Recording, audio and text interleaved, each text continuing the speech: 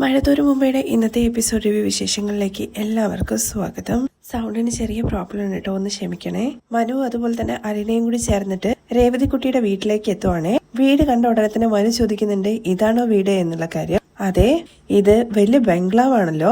അതെ, ബംഗ്ലാവ് തന്നെയാണ്. കൈതിക്കൽ വീട് 2 നിലയല്ലേ ഉള്ളൂ, എന്നാ ഇത് 3 നിലയാണ്. അയ്യോ, ഞങ്ങള് പാവങ്ങളാണെന്നൊക്കെ പറഞ്ഞിട്ട് മനു അതുപോലെ തന്നെ അലീനയും ചിരിച്ചോണ്ടിരിക്കുവാണേ. പാവങ്ങളാണെന്നുള്ള കാര്യം കേട്ട ഉടനെ തന്നെ അലീനയാണെങ്കിൽ പഞ്ചപാവങ്ങള് പൈപ്പ് വെള്ളം കുടിച്ചിട്ടല്ലേ ജീവിക്കുന്നത്. എനിക്ക് തോന്നുന്നത് ഇത് എവിടുന്നോ പണിതിട്ട് ഇവിടെ കൊണ്ടുവച്ചതാണ് എന്നുള്ള കാര്യമാണ്. അങ്ങനെ എവിടെയോ പണിതൊന്നുമല്ല, ഇത് ഇവിടെ തന്നെ പണിതതാണ്. പുതിയൊരു കണ്ടുപിടുത്തം വന്നിരിക്കുന്നു മനുവേട്ടന്റെ.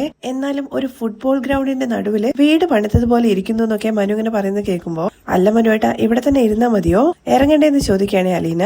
എന്തായാലും സംഗതി കൊള്ളാം, എന്തോ ഒരു പ്രത്യേകത ഉണ്ടെന്ന് പറഞ്ഞിട്ട് വണ്ടിയിൽ നിന്ന് പുറത്തേക്ക് ഇറങ്ങുവാണേ മനു. പുറത്തിറങ്ങിയിട്ടും മനു ആണെന്നുണ്ടെങ്കിൽ ആ വീട് തന്നെയാണ് കേട്ടോ നോക്കിക്കൊണ്ട് നിൽക്കുന്നത്. എന്നാ അലീന ചോദിക്കുന്നുണ്ട്, അല്ല മനുവേട്ട, നമ്മൾ രണ്ടുപേരും കൂടി ഉള്ളിലേക്ക് കയറി ചെല്ലുന്ന സമയത്ത് അവര് എന്ത് വിചാരിക്കും എന്നാണ്. എന്ത് വിചാരിക്കാനാണ്, കല്യാണം കഴിഞ്ഞതാന്ന് വിചാരിക്കും, അതിൽ കൂടുതലൊന്നും വിചാരിക്കാനില്ലല്ലോ. മനുവിന്റെ ആ വാക്കുകൾ കേൾക്കുമ്പോ അലീന മനുവിനെ തന്നെ ഇങ്ങനെ നോക്കുവാണേ. എന്റെ പൊന്നെ, അവര് വിചാരിക്കാനുള്ള സാധ്യത പറഞ്ഞേ ഉള്ളൂ, അതിനിങ്ങനെ കണ്ണുകൊന്ന് കുത്തല്ലേ എന്ന് പറയുവാണേ മനു. അപ്പോഴേക്കും ജോസൂട്ടി അവരുടെ അരികിലേക്ക് വരുവാണ്. അലീനയെന്ന് വിളിച്ചുകൊണ്ടാണ് വരുന്നത്. അലീന കണ്ടുടനെ അവരുടെ വിശേഷങ്ങളൊക്കെ അന്വേഷിക്കുന്നുണ്ട്. എന്നാൽ കൂടെ വന്നിരിക്കുന്നത് ആരാണെന്നാണ് ജോസൂട്ടിയുടെ ചോദ്യം. ഇത് മനുശങ്കറാണ്. ഞങ്ങളെല്ലാം മനുവേട്ടെന്ന് വിളിക്കും, ഞങ്ങളുടെ അങ്കിളുടെ മകനാണെന്ന് പറയാണ്.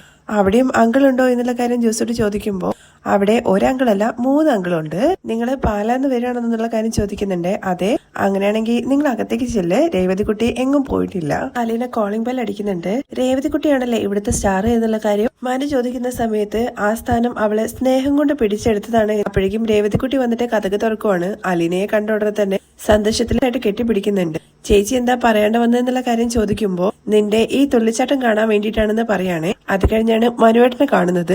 സോറി മനുവേട്ട, ഞാന് അലീന ചേച്ചിയെ കണ്ട അത് കുഴപ്പമില്ല എന്ന് മനു പറയാണ്. നിങ്ങളെന്താ ഇവിടെ തന്നെ നിൽക്കുന്നത്, ഉള്ളിലേക്ക് കയറുവാന്ന് പറഞ്ഞിട്ട് രണ്ടുപേരെയും കൂട്ടിയിട്ട് ഉള്ളിലേക്ക് കയറുവാണ്. ഉള്ളിലേക്ക് കയറിയിട്ട് മനു ആണെന്നുണ്ടെങ്കിൽ വീടിനെ കുറിച്ച് തന്നെയാണ് കേട്ടോ പറയുന്നത്. വീട് കൊള്ളാട്ടോ എന്ന് പറയുമ്പോ, ഇത് എന്റെ വീടാന്ന് പറയുന്നുണ്ട് കേട്ടോ നമ്മുടെ രേവതിക്കുട്ടി. നിന്റെ വീടോ, അതത്ര വിശ്വസനീയമല്ലല്ലോ. എന്ന് ഇവിടുന്ന് ഇറങ്ങിപ്പോ എന്നോട് പറയുന്നത് വരെ ഇത് എന്റെ വീടാണ്. എന്തായാലും കൊള്ളാം, ഭൂമധ്യരേഖയിൽ പണിത് വെച്ചിരിക്കുന്ന ഒരു ബംഗ്ലാവ്. 2, 3, 3 പേർക്ക് താമസിക്കാൻ വേണ്ടിയിട്ടാണോ ഇത്രയും വലിയൊരു ബംഗ്ലാവ് എന്നുള്ള കാര്യം മനു ചോദിക്കുന്ന സമയത്ത്, അതിപ്പോ ഞാൻ കല്യാണമൊക്കെ കഴിച്ചിട്ട് ഒരുപാട് കുട്ടികളൊക്കെ ഉണ്ടാവുന്ന സമയത്ത് ഇവിടെ അങ്ങ് നിറഞ്ഞോളൂ. രേവതിക്കുട്ടിയുടെ സംസാരം കേൾക്കുമ്പോ, എടി നാണോ ഇല്ലേടി നിനക്ക് ഇങ്ങനെയൊക്കെ പറയാൻ വേണ്ടിയിട്ട്. സ്നേഹനികേതനത്തില് അടങ്ങി ഒതുങ്ങി കഴിഞ്ഞിരുന്ന പെങ്കൊച്ചാണ്. അതെ, അത് ശരിയാണ്. ഈ ആന്റിയും അങ്കിളും കൂടി ചേർന്നിട്ട് എന്നെ നശിപ്പിച്ചു എന്ന് പറയാണ് രേവതിക്കുട്ടി. അവര് കേൾക്കണ്ട രേവതിക്കുട്ടി, നിന്റെ ഈ വർത്താനം എന്ന് അലീന പറഞ്ഞത് കേട്ടുകൊണ്ടാണ് അങ്ങോട്ട് ആന്റി വരുന്നത്. ഗ്രേസി പറയുന്നുണ്ട്, ഇവളല്ലേ, ഇവള് ഇതല്ല ഇതിന്റെ അപ്പുറവും പറയും. ഗ്രേസിയെ കണ്ട ഉടനെ തന്നെ, ആന്റി നമ്മളന്ന് ഫോർട്ട് കൊച്ചിയിൽ വെച്ച് കണ്ടതാണ്, ആന്റി മറന്നു എന്നുള്ള കാര്യം ചോദിക്കുമ്പോ, എവിടെ മറക്കാൻ, ഇവള് എപ്പോ നോക്കിക്കഴിഞ്ഞു കഴിഞ്ഞാലും അലിന ചേച്ചി മനുവേട്ടൻ അലിന ചേച്ചി എന്തെങ്കിലുമൊക്കെ പറയാൻ കാണും ഇവൾക്ക് എല്ലാ ദിവസവും. അങ്കിൾ എവിടെ നിന്ന് മനു ചോദിക്കുന്നുണ്ട്. അങ്കിള് ഷേവ് ചെയ്യാണ്, ഇപ്പൊ വരുമെന്ന് ഗ്രേസി പറയുന്നുണ്ട്. അത് കഴിഞ്ഞ് അലിനെ ഇവിടെ കൊണ്ടുവിട്ടിട്ട് ഞാന് പോവാൻ വേണ്ടി നിൽക്കാന്ന് പറയുമ്പോ എങ്ങോട്ടൊന്ന് ചോദിക്കാണേ. ഇൻഫോ പാർക്കിലേക്ക്. ഉടനെ തന്നെ പോകേണ്ട കാര്യമൊന്നുമില്ലല്ലോ. രേവതിക്കുട്ടി, നീ എന്താ ചായ ഒന്നും എടുക്കുന്നില്ലേ, ഇവരെ ഇവിടെ നിർത്താനാണോ നിന്റെ പരിപാടി എന്ന് ചോദിക്കുമ്പോ, അലീന ചേച്ചി വാ വാ എന്ന് പറഞ്ഞിട്ട് അലീനയും കൂട്ടിയിട്ട് രേവതിക്കുട്ടി അങ്ങ് പോവുകയാണ്. അവരങ്ങ് പോകുന്ന സമയത്ത് മനു പറയുന്നുണ്ട്, ഒരു കാന്താരി സ്വഭാവമാണല്ലേ എന്ന്. അയ്യോ, അത് വെറും കാന്താരിയല്ല, കാന്താരി ഉപ്പിലിട്ടതാണെന്ന് ഗ്രേസി. അരികിലേക്ക് മാമച്ചനും വരുന്നുണ്ട് കേട്ടോ. മാമച്ചനെ കണ്ട ഉടനെ തന്നെ ഇവിടുത്തെ വിശേഷങ്ങൾ എന്തൊക്കെയുണ്ട് എന്നുള്ള കാര്യമാണ് മനു ചോദിക്കുന്നത്. ഇവിടെ രേവതിക്കുട്ടി സ്കൂളിൽ പോകാൻ വേണ്ടി തുടങ്ങിയതൊക്കെ നിങ്ങൾ അറിഞ്ഞില്ലേ? ആ അറിഞ്ഞു. അവിടത്തെയും ചില കാര്യങ്ങളൊക്കെ അലീന രേവതിക്കുട്ടിയോട് പറഞ്ഞിട്ട് ഞങ്ങളും അറിഞ്ഞു എന്ന് മാമച്ചൻ പറയുവാണേ. വൈജയന്തിമാല ആക്സിഡന്റിനെ കുറിച്ചാണ് ഞാൻ പറഞ്ഞത്. വൈജയന്തിമാലയോ, വൈജയന്തി വരെ ഉള്ളൂ എന്നുള്ള കാര്യം മനു പറയുന്നുണ്ട്. അത് രേവതിക്കുട്ടി അങ്ങനെ പറഞ്ഞ് ഞങ്ങളെയും കൂടി തെറ്റിച്ചു. അലീനയുടെ തട്ടിക്കൊണ്ടുപോകലിനെ കുറിച്ചിട്ട് ഞാൻ കേട്ടു. ഈ വൈജയന്തിക്കും അവളുടെ ആംഗ്ലമാർക്കും എന്താണ് അലീനയോട് ഇത്ര വിരോധം എന്ന് മാമച്ചൻ ചോദിക്കുമ്പോ, അങ്കിളെ അതിനെക്കുറിച്ച് പറയാൻ വേണ്ടി പോയി കഴിഞ്ഞാല് കുഴഞ്ഞു പോവത്തേ ഉള്ളൂ. മനുഷ്യന്മാർക്ക് സുഖം കൂടുന്തോറും അഹങ്കാരം കൂടി വരും. നമുക്ക് ഏറ്റവും പ്രധാനപ്പെട്ട കാര്യം എന്താണ്, ദാഹിക്കുമ്പോൾ വെള്ളം കിട്ടണം, വിശക്കുന്ന സമയത്ത് ഭക്ഷണം കിട്ടും, അതോടുകൂടി നമ്മൾ തൃപ്തിയാകും. അതെ, തൃപ്തിയാകുന്ന ഗ്രേസി പറയും. അതോടുകൂടിയിട്ട് ആർക്കാണ് തൃപ്തിയാവുന്നത്? ഒരു രാജ്യം മുഴുവുള്ളവനും മറ്റു രാജ്യം കിട്ടണമെന്ന് പറഞ്ഞിട്ട് യുദ്ധത്തിന് പോകും. വീടും കാറും കപ്പലും വിമാനം ഒക്കെ ഉള്ളവന് തൃപ്തിയായിട്ടുണ്ടോ? അവന് സ്പേസ് ഷിപ്പും കൂടി വേണം. നല്ല ഭർത്താവ്, ഭാര്യ, കുട്ടികൾ, നല്ല ജീവിതം എന്നുള്ളവർക്കും തൃപ്തിയാവോ? ഇല്ല, ഡിമാൻഡുകൾ ബാക്കിയാണ്. അവളെ മാറ്റി നിർത്തണം, അവനെ അടിപ്പിക്കണം, മറ്റവനിട്ട് പണി കൊടുക്കണം. അയാളെ അങ്ങനെ ജയിക്കാൻ വേണ്ടി വിടരുത്. മനു ഇങ്ങനെയൊക്കെ പറയുന്നത് കേൾക്കുമ്പോൾ മാമച്ചനും പറയുന്നുണ്ട്, അതെല്ലാം ശരിയാണ് മനു, അതിന്റെയൊക്കെ അനന്തര ഫലങ്ങളാണ് നമ്മളീ കാണുന്ന സകല പ്രശ്നങ്ങളും. നമുക്ക് സുഖങ്ങൾ പങ്കിടാൻ വേണ്ടിയിട്ട് മനസ്സില്ല, ദുഃഖങ്ങൾ അടിച്ചേൽപ്പിക്കാനാണ് നമുക്ക് ഇഷ്ടം. അപ്പോഴേക്കും അങ്ങോട്ട് രേവതിക്കുട്ടിയും അതുകൂടെ അലിനയും കൂടി ചേർന്നിട്ട് ചായയും പലഹാരവും ഒക്കെ കൊണ്ടുവയ്ക്കുന്നുണ്ട് കേട്ടോ. മനുവേട്ടൻ വന്ന ഉടനെ തന്നെ മൈക്ക് എടുത്തോ എന്നുള്ള കാര്യം രേവതി കൂടി ചോദിക്കുമ്പോ അങ്കിളും ആന്റിയും വിചാരിച്ചിട്ടുണ്ടാവും ഇവൻ എവിടുന്ന് വന്നത് ഈ ഫിലോസഫി പറയുന്നവൻ. എന്നാ ഇത് കേട്ട് ഗ്രേസി പറയുന്നുണ്ട്, ഒരിക്കലും അങ്ങനെ വിചാരിച്ചിട്ടില്ല, മനു പറഞ്ഞ കാര്യങ്ങളെല്ലാം വാസ്തവമാണ്. മനുവേട്ടൻ എന്താ പറഞ്ഞത് ഞങ്ങൾ കേട്ടില്ല എന്ന് അലീന പറയുന്ന കേൾക്കുമ്പോ അങ്ങനെ പ്രത്യേകിച്ചൊന്നുമില്ല, കൊല്ലപ്പള്ളിയിലും കടപ്പാട്ടൂരിലും നടക്കുന്ന കാര്യങ്ങള് ഇലയ്ക്കുമുള്ളില്ലാതെ ഒന്ന് ചുരുക്കി പറഞ്ഞതേ ഉള്ളൂ. അതിനിടയ്ക്ക് രേവതിക്കുട്ടിയാണെന്നുണ്ടെങ്കിൽ മനുഷ്യട്ട ചായ കുടിച്ചേക്കണേ തണുപ്പിച്ചേക്കല്ലേ എന്ന് പറയുന്നുണ്ടേ. തുടർന്ന് മാമച്ചനാണെങ്കിൽ ഇപ്പോ ബാലേന്ദ്രനും അതുപോലെ തന്നെ വൈജയുടെ ആംഗ്ലമാരും അലീനയുടെ പക്ഷത്തായില്ലേ. ബാലേന്ദ്രനാണെന്നുണ്ടെങ്കിൽ അലീനയുടെ അച്ഛനാവുകയും ചെയ്തു. അതോടുകൂടിയിട്ട് അലീന രക്ഷപ്പെട്ടില്ല. ഏറ്റവും പ്രിയപ്പെട്ട ആള് അവർക്ക് ദേഷ്യം കൂടുതലേ ശത്രുപക്ഷത്താവല്ലേ ചെയ്തെന്ന് മനു ചോദിക്കുമ്പോ വൈജയന്തിമാല അവര് വൻ തോൽവിയാണ്, അവർക്ക് ഇനിയും മതിയായില്ലേ എന്നൊക്കെ രേവതിക്കുട്ടി ചോദിക്കുവാണ്. രേവതിക്കുട്ടിയുടെ സംസാരം കേൾക്കുമ്പോ എടി അഹങ്കാരി മിണ്ടാതിരിക്കടി എന്ന് പറയുന്നുണ്ട്. എനിക്ക് എന്താന്നറിയില്ല, വൈജയന്തിമാലയുടെ കാര്യം കേൾക്കുമ്പോ ദേഹത്ത് ചൊറിയുമ്പോൾ തൊട്ടതുപോലെ ദേഹത്താകെ ചൊറിച്ചിലാണ്. പിന്നെ അലീന ഒരു കാര്യം, ഇവളെ തിരക്കിയിട്ട് കിളിമാനൂരിന്ന് കുറച്ചു പേര് വന്നിട്ടുണ്ടായിരുന്നു. അവര് പറഞ്ഞ കാര്യങ്ങളൊക്കെ ശരിയാണെന്നുണ്ടെങ്കിൽ ആ വന്നിരിക്കുന്ന ആള് ഇവളുടെ അപ്പൂപ്പനായിട്ട് വരും. സത്യാണോ എന്ന് അലീന ചോദിക്കുമ്പോ ഏറെക്കുറെയൊക്കെ സത്യം തന്നെയാണ്. അയാൾ പറഞ്ഞു വെച്ച് നോക്കുന്ന സമയത്ത് ഇവളുടെ അപ്പനുണ്ട് ജീവനോടെ, അയാള് ക്യാൻസർ ആയിട്ട് കിടപ്പാണ്. എന്നിട്ട് പോയിട്ട് കണ്ടില്ലേ എന്ന് അലീന ചോദിക്കുമ്പോ കണ്ടെന്നേ, കേട്ടിടത്തോളൊക്കെ സത്യമാണ്.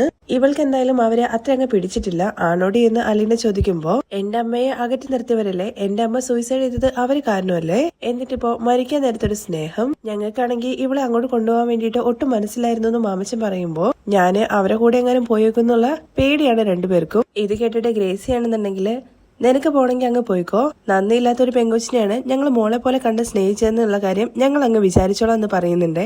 ഇത് കേട്ട മനു അടിപൊളി എന്ന് പറയുന്നുണ്ട്. ഇത് കേട്ട രേവതിക്കുട്ടിയാണെന്നുണ്ടെങ്കിൽ എന്നെ തല്ലിക്കൊന്നാലും ചേച്ചി ഞാൻ ഇവിടുന്ന് പോയില്ല എന്ന് പറഞ്ഞിട്ട് അലീനയുടെ നെഞ്ചിൽ ഇങ്ങനെ ചാഞ്ഞു കിടക്കുവാണ്.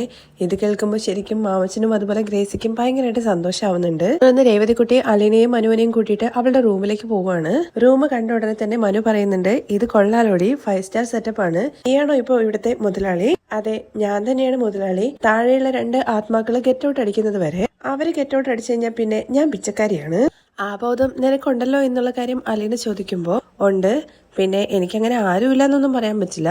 എന്നെ ഒരാൾ തിരക്കി വന്ന കാര്യം അറിഞ്ഞില്ലെന്ന് ചോദിക്കുമ്പോ നീ ഫോണിൽ വിളിച്ചപ്പോ പോലും അതിനെക്കുറിച്ച് ഒന്നും പറഞ്ഞില്ലല്ലോ. ആരൊക്കെയാ നിന്നെ തിരക്കി വന്നത്, ആരെ കാണാനാ നീ പോയെന്നൊക്കെ ചോദിക്കുമ്പോ രേവതിക്കുട്ടിയാണെങ്കിൽ എനിക്ക് ഇഷ്ടമല്ലാത്തത് കൊണ്ടാണ് ഞാൻ അതിനെക്കുറിച്ചൊന്നും പറയാണ്ടിരുന്നത്. എന്നെ തിരക്കി വന്നത് ഒരു കളവനാന്ന് പറയാണേ. അത് കേട്ട ഉടനെ അലീന രേവതിക്കുട്ടിക്ക് ഒരു അടി കൊടുക്കുന്നുണ്ട്.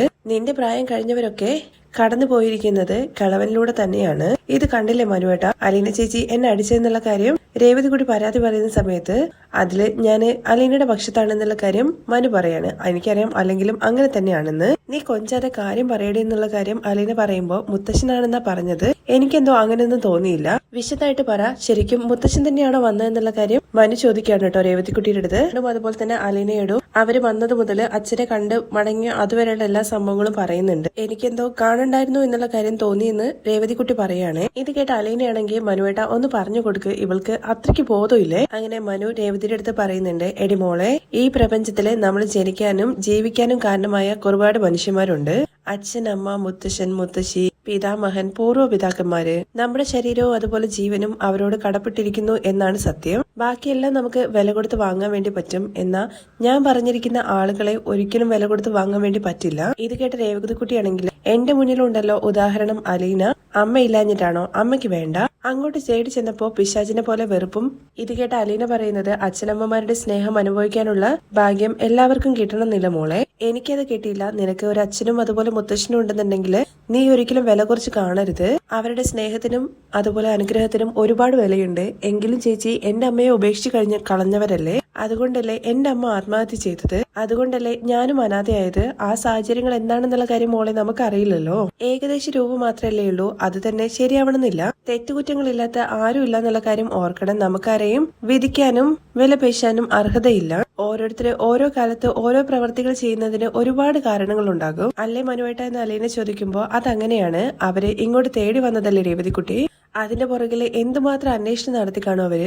എന്തുമാത്രം ആഗ്രഹിച്ചു കാണും നിന്നെ ഒന്ന് കാണാൻ. കണ്ടപ്പോ എന്തുമാത്രം സന്തോഷിച്ചിട്ടുണ്ടാവും ഒന്ന് ഓർത്തു നോക്കിയേ. അതുകൊണ്ട് തന്നെ അവര് വിളിച്ച ഫോൺ എടുക്കുകയും അവർക്ക് കാണണമെന്ന് പറയുന്ന സമയത്ത് അവിടെ പോയി കാണുകയും വേണം.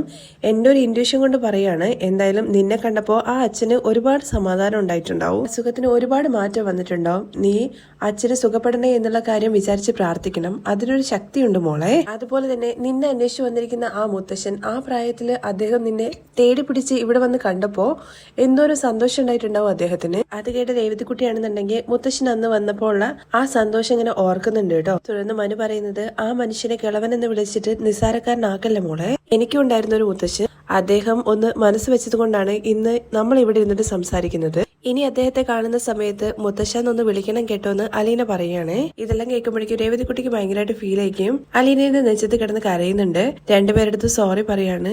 ഞാൻ ഓർത്തു എന്റെ അമ്മ എന്ന് പറഞ്ഞിട്ട് വിങ്ങി പൊട്ടുന്ന സമയത്ത് സാരമില്ല എന്ന് പറഞ്ഞിട്ട് ആശ്വസിപ്പിക്കാണ് കേട്ടോ അലീന. തുടർന്ന് കാണിക്കുന്ന രാത്രിയിൽ നമ്മുടെ ബബിത കയ്യിലൊരു കത്രികയൊക്കെ പുറകിൽ പിടിച്ചിട്ട് അലീനയുടെ മുറിയിലേക്ക് കയറുന്നത് വരെയാണ് കേട്ടോ ഇന്നത്തെ എപ്പിസോഡിന്റെ റിവ്യൂ കാണിക്കുന്നത്. നാളത്തെ പ്രോമോ വിശേഷത്തിൽ നമ്മുടെ മനു ആണെങ്കിൽ വീണ്ടും അലീനയെ കാണാൻ വേണ്ടിയിട്ട് ഗ്രേസിന്റെ മാമച്ചന്റെ വീട്ടിലേക്ക് വരുന്നുണ്ട് കേട്ടോ. അവിടുന്ന് അലീനയുടെ അടുത്ത് ഇങ്ങനെ പറയുന്നുണ്ട്, നീ പുറകിലെ സീറ്റിൽ ഇരുന്ന് കഴിഞ്ഞ് കഴിഞ്ഞാൽ ഞാന് ബാക്കിലെ മിററിലൂടെ ഇങ്ങനെ നോക്കിക്കൊണ്ടേയിരിക്കും. അങ്ങനെ ഒരു കാർ ആക്സിഡന്റ് ഒഴിവാക്കാൻ വേണ്ടിയിട്ടാണ് മുന്നിലിരിക്കാൻ വേണ്ടി പറഞ്ഞതെന്ന് പറയാണ്. അവരുടെ സംസാരം കേൾക്കുമ്പോൾ രേവതിക്കുട്ടിയാണെങ്കിൽ ഗ്രേസിയുടെ അടുത്ത് ഇങ്ങനെ പറയുന്നുണ്ട്, അവർ രണ്ടുപേരും നല്ല ചേർച്ചയാണല്ലേ, നല്ല ഇണക്കത്തിലാണല്ലേ എന്നൊക്കെ ചോദിക്കുന്നുണ്ട്. അത് കഴിഞ്ഞ് അവരെല്ലാരും കൂടി ചേർന്നിട്ട് ചിന്നുവിനെ കാണാൻ വേണ്ടിയിട്ട് പോകുന്നുണ്ട്.